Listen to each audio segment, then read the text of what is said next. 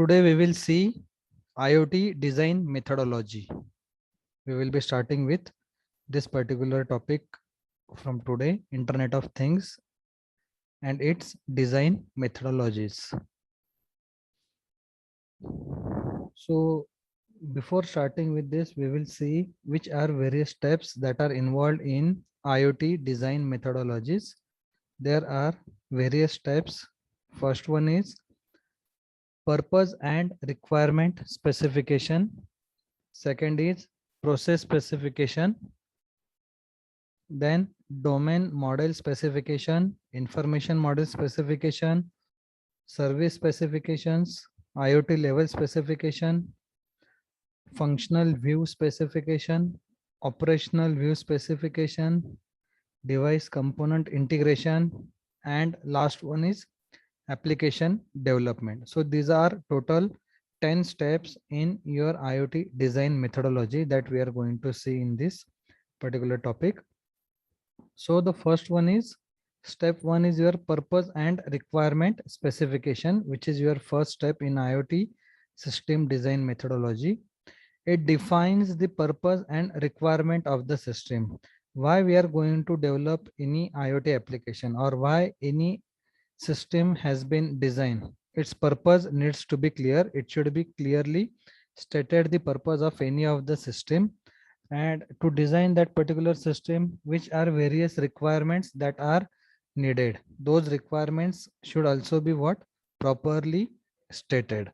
So in this step, in this first step, the purpose and requirement of any of the system have been defined. System purpose, its behavior and various requirements are captured in this particular step one. So which various system requirements can be considered while implementing the step one? So we will going to see the very first system requirement can be related with data collection requirements. Second one will be data analysis requirement, system management requirement, data privacy and security requirement, and last one is user interface requirement. As the name suggests, the very first requirement will be related with collection of any kind of data, what that system will going to collect, which kind of data that particular system will going to collect. Such requirements can be what? Treated as your data collection requirement. Once the data is collected, then there will be some analysis on that data. So what kind of analysis needs to be done on that particular data? That will be focused in your what? Data analysis requirement. That is your second type of system requirement. Then third one is your system management requirement. In this, how that particular system is implemented, what are various tasks of that particular system, everything related with that system is defined in system management requirements.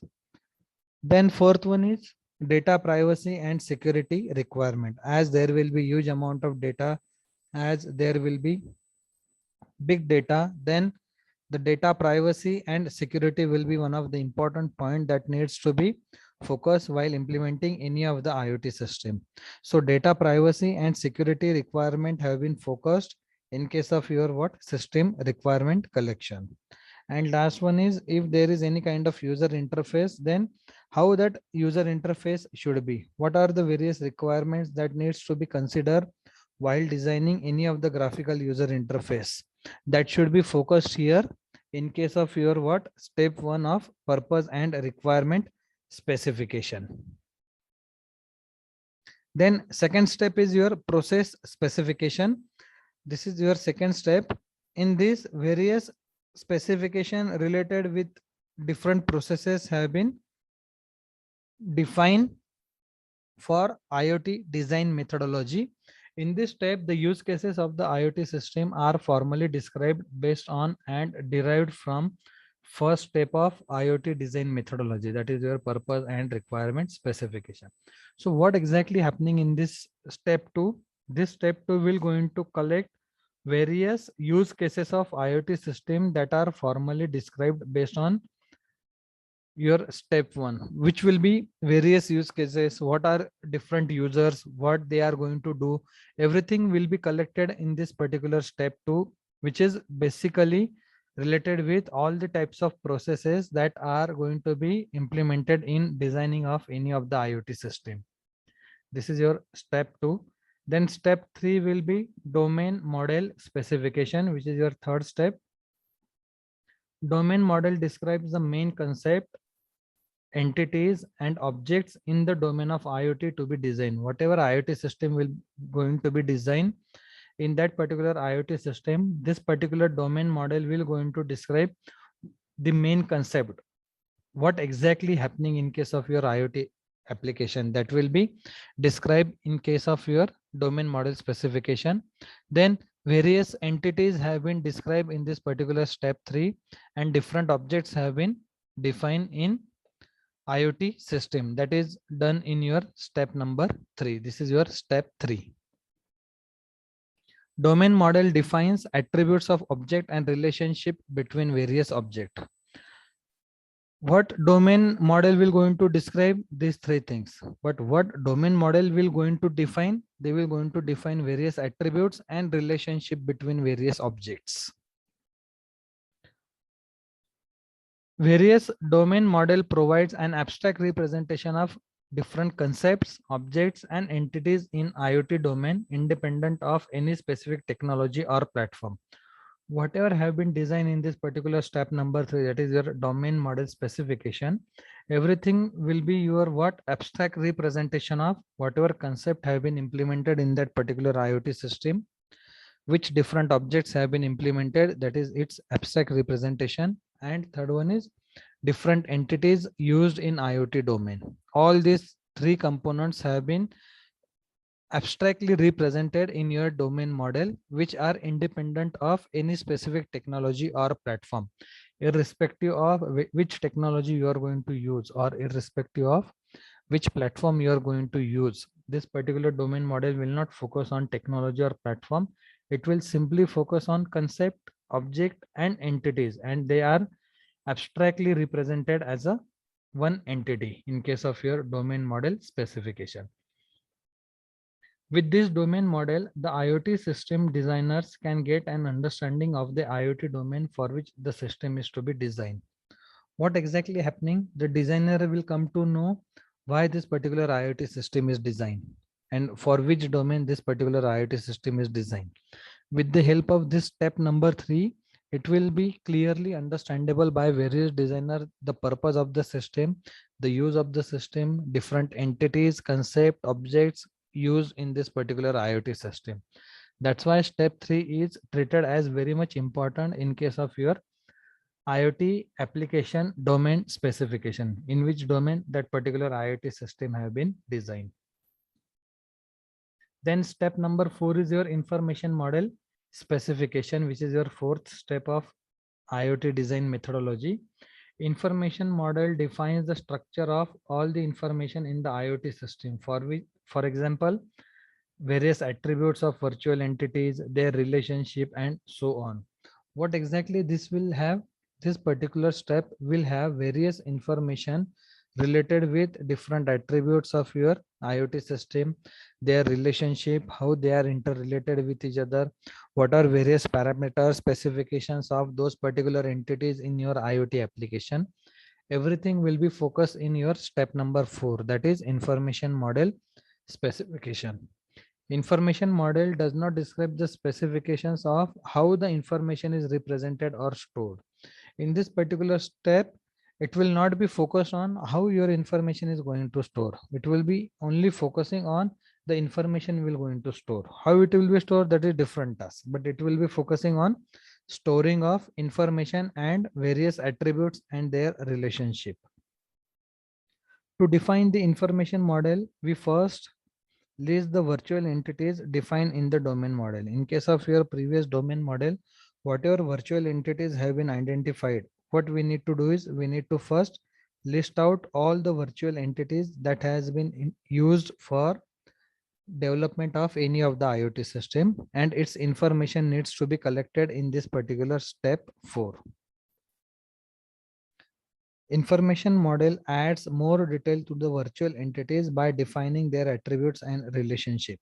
In previous domain model specification, what we need to do is we need to simply list out various virtual entities. But in case of in case of step 4, what will happen? The step 4 will going to focus on adding more detailed information about various entities in case of various IoT application or various IoT systems. Step 5 is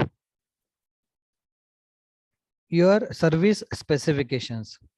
Various service specification define the following various services in the IoT system. Now, this particular step will going to focus on different services that will be used in IoT system, like which type of service that particular system will going to do, which are various inputs and output for those particular services, what are the various endpoints if any service is going to be given for IoT system or IoT application, what are the service schedules, which are various preconditions of service. That means what? If we wish to give service to anything, what condition those particular systems should be fulfilled. Those are treated as your what? Preconditions. And last one is what will be the effects of various services. All these types of service related attributes or parameters will be focused in step number 5. And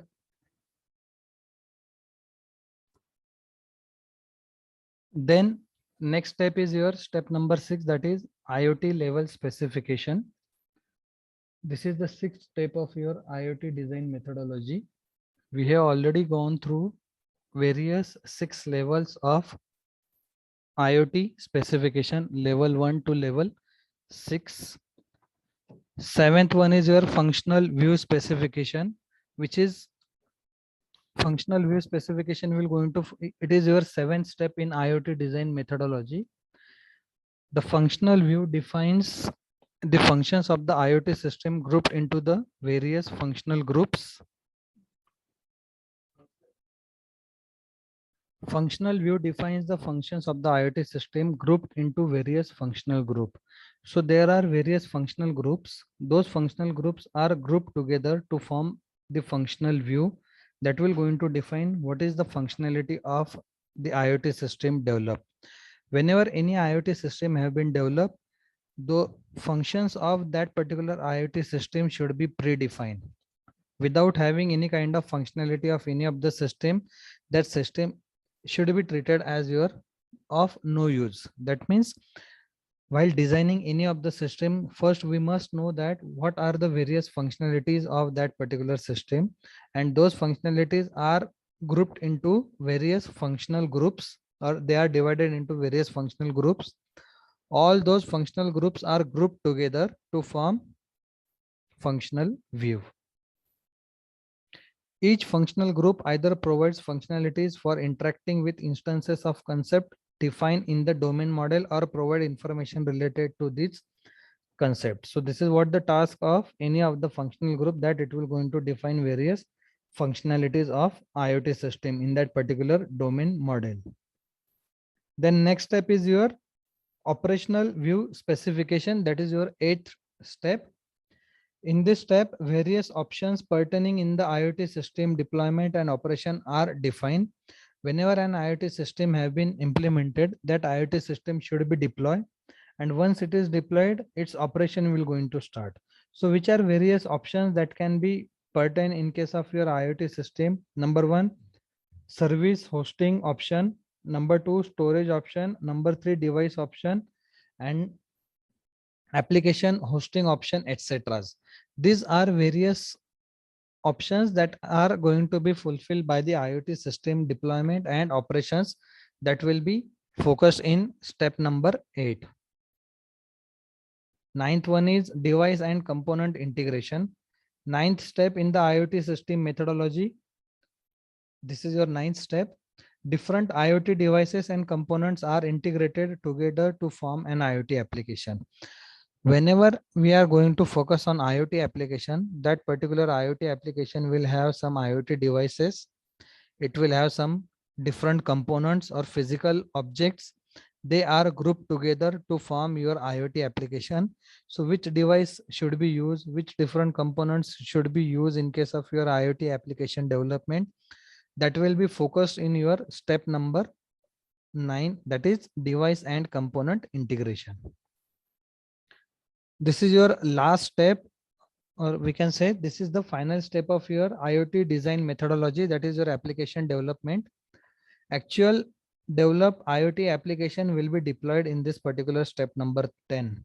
Whatever IoT application have been designed, that particular IoT application should be deployed at the in required location, and that is happen in case of your step number 10.